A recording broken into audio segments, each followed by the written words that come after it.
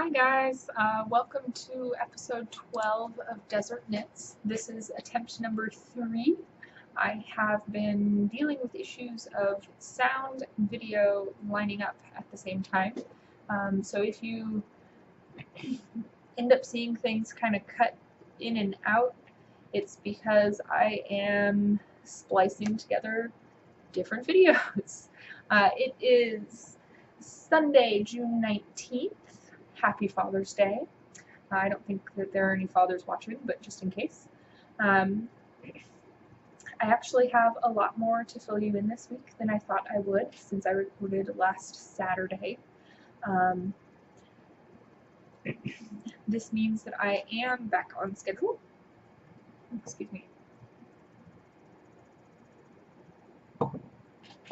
I am back on schedule with the every other week recording. So far I don't see any problems with recording everything on time, on the correct weekend, whatever.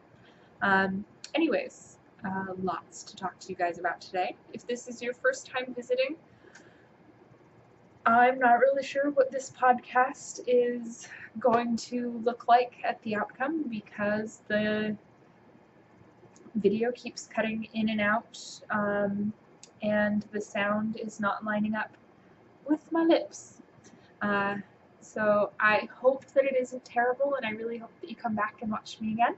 I would love to get to know you and build a stronger community within everyone who knits and spins, and I don't know if anyone who runs is watching, but if you run and watch this, I'm glad to have you too. And if you've come back to watch again, thank you for coming back. I hope that this episode doesn't disappoint you. Anyways, when Warrior Camp is in week 3, we've just started week 3. I opened up the goals thread last night, so it will remain open probably until I get home from work tomorrow night because I opened it late. There are a good number of people chatting and hanging out in the chat thread, so it's really nice to see all of the encouragement that we're giving one another. Not everyone is making their goals every week, so it's nice to see the suggestions that people are making and the encouragement that people are getting for following weeks and getting back on track with staying up with their goals, crafting and fitness-wise.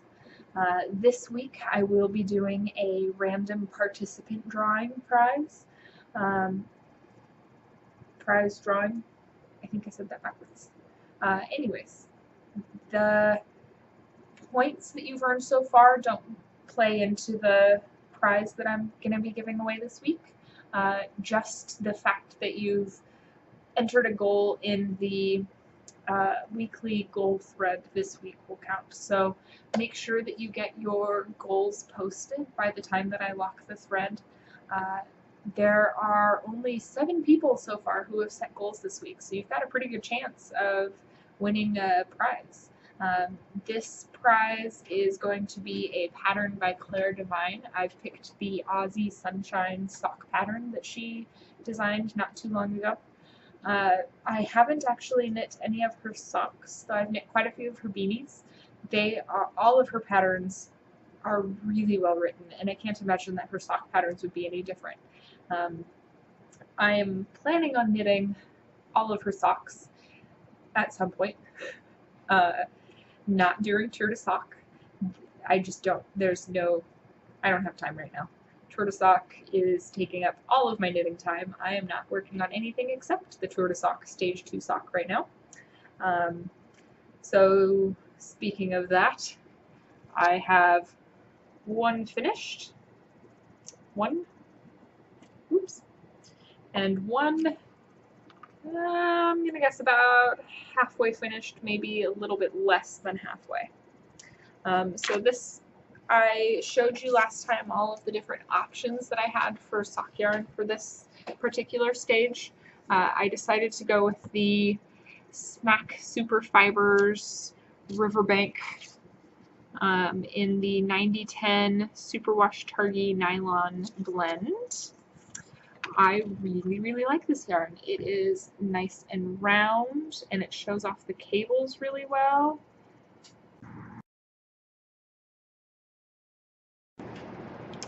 Sorry, we had one of those little freezy moments that seems to indicate that the camera or mic has frozen and is going to cause issues with sound and video combined. Anyways, nice and round yarn. Maybe focus? Maybe? There we go. So it shows off the cables really, really well. The front of the sock is totally cabled. I do cabling without a cable needle, so it doesn't actually take as much time as you would expect. With a little bit of texture, let's see, I think you can see it a little better if I angle it that way. Down here near the toe, and then the whole back panel of the leg is textured in that same diamond pattern that we have on the front. So the designer of this sock is Heidi Nick. I really, really like her sock patterns. They're always really well laid out. Her charts are wonderful. They're color-coded. And once you kind of get an idea of what the pattern is and what the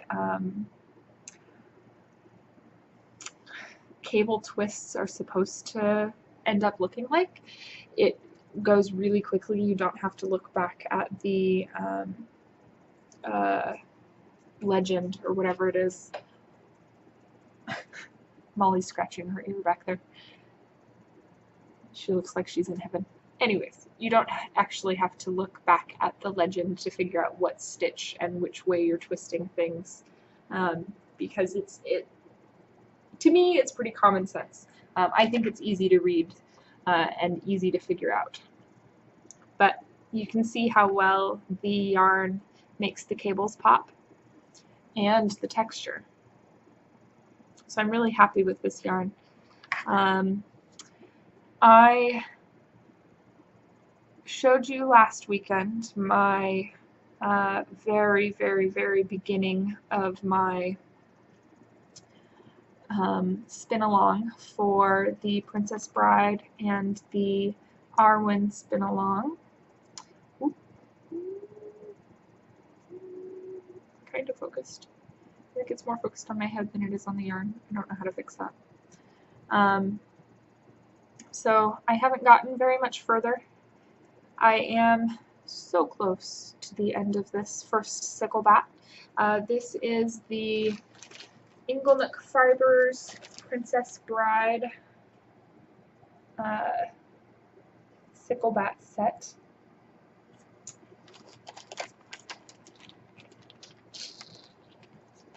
Lots of pretty colors.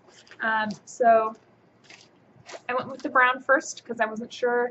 I don't normally like brown, but turns out this is not just brown. It is brown and gorgeous, gorgeous, gorgeous little pops of color. Like you can see some purple in here and green, gold. I'm in love with this brown. In love.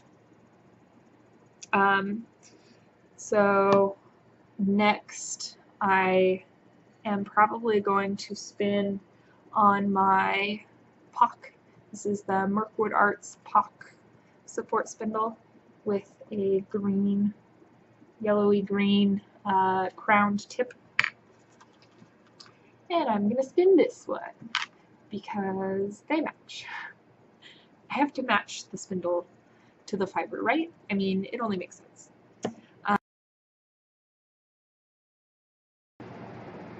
Sorry, I don't know what's happening with the camera. I'm going to have to figure this out before the next time I record. It did that freezy screen thing again. Anyways, so Tour de Sock Stage 2 will, I think I'm supposed to finish it by Tuesday at some point.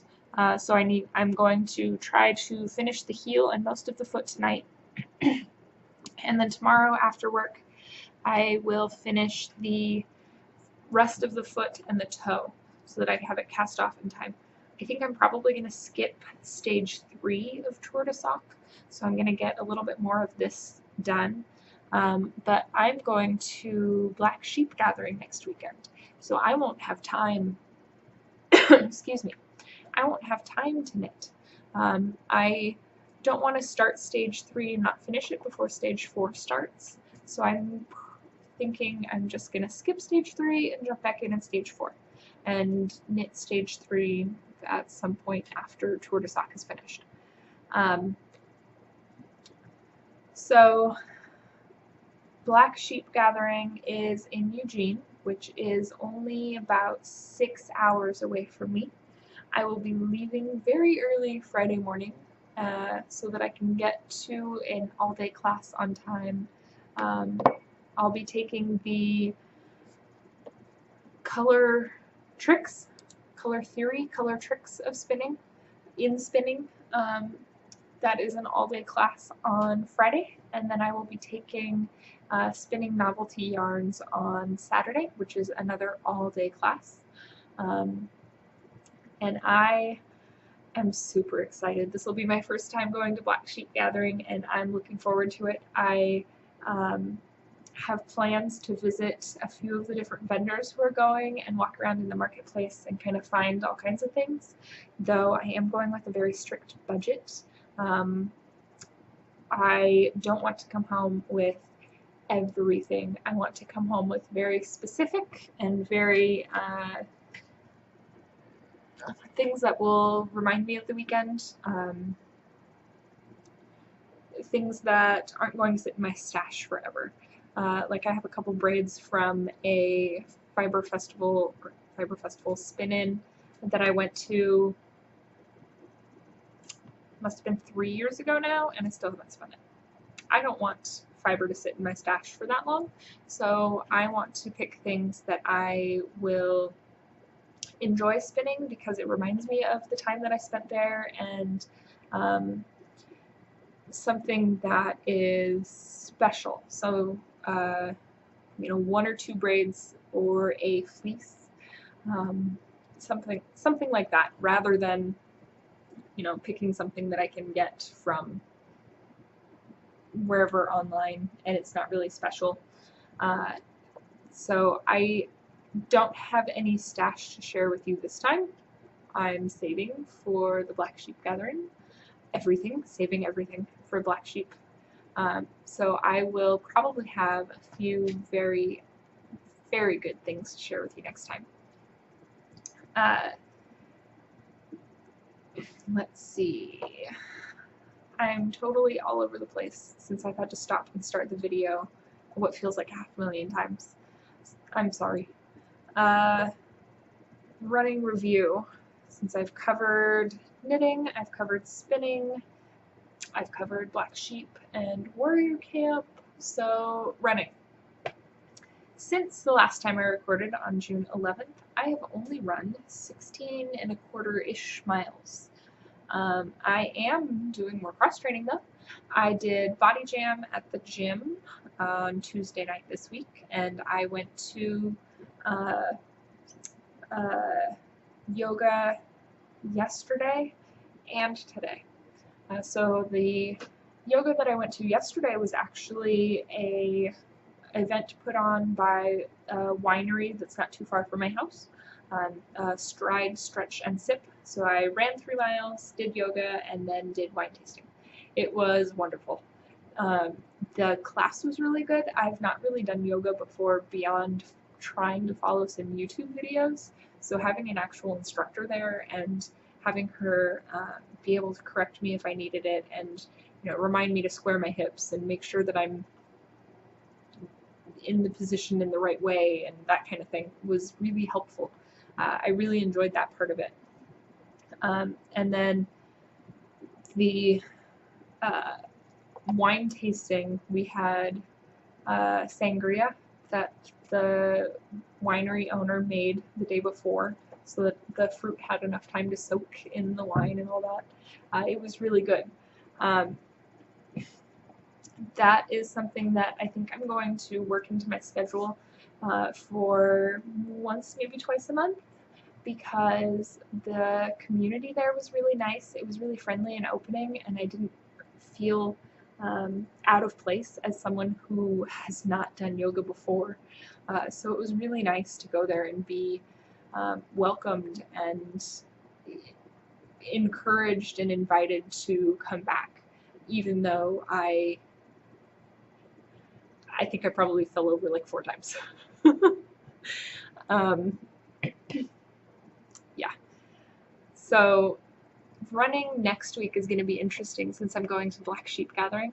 I think I'm going to try and run as many miles as I can before work Monday, Tuesday, and Thursday, and go to a yoga thing on Wednesday morning. I'm not sure if I will be running in Eugene or not, just because I don't know. I don't think that there will be a shower for me to use in Eugene. I'll be camping, so I won't be in a hotel with a bathroom. I will be at the fairgrounds where the Black Sheep Gathering is held, in a tent. I think that there are toilets, but I don't know that there are showers. So it'll be interesting to see, how this works. I might try and run a couple miles, or at least walk a couple miles. I am planning on bringing my folding bike. I've never been to Eugene before, so it'll be interesting to see, what's there and what I can get to on my bike. I am planning on bringing my little point and shoot camera. This lovely little thing that I carry around while I run. But I'm not really sure. I don't know what I'll be doing other than the all-day classes that I'll be taking. I'm going to need to figure out food. A few of my friends will be going down, and some of them do have campers, though I'm not going to ask them if I can shower in their camper.